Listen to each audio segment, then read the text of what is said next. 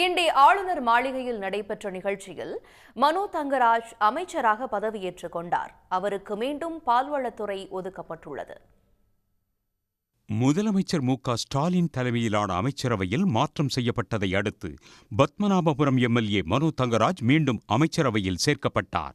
இதையடுத்து ஆளுநர் மாளிகையில் பதவியேற்பு விழா நடைபெற்றது. அதில் முதலமைச்சர் மு.க.ஸ்டாலின், துணை முதல்வர் உதயநிதி ஸ்டாலின், அமைச்சர்கள் துரைமுருகன், பெரியசாமி, ஏவா வேலு உள்ளிட்டோர் கலந்து கொண்டனர். அமைச்சராக பதவியேற்ற மனோ தங்கராஜுக்கு ஆளுநர் RN ரவி பதவி பிரமாணமும் ரகசிய காப்பு பிரமாணமும் செய்து வைத்தார்.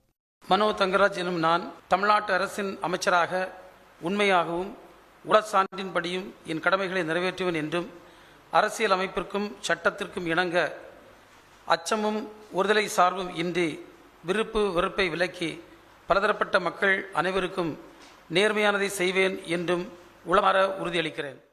பின்னர் முதலமைச்சரும் ஆளுநரும் அமைச்சர் மனோ தங்கராஜுக்கு பூங்கொத்து வழங்கி வாழ்த்து தெரிவித்தனர். அதைத் தொடர்ந்து முதலமைச்சர் மு.க.ஸ்டாலின், ஆளுநர் RN ரவி ஆகிய இருவரும் சற்று நேரம் உரையாடினர். இந்நிலையில் மனோ தங்கராஜுக்கு பால்வளத்துறையை ஒதுக்கீடு செய்து ஆளுநர் மாளிகை அறிவிப்பு வெளியிட்டுள்ளது. உடனுக்குடன் செய்திகளை தெரிந்து கொள்ள சன் நியூஸ் பெல் ஐகானை கிளிக் பண்ணுங்க.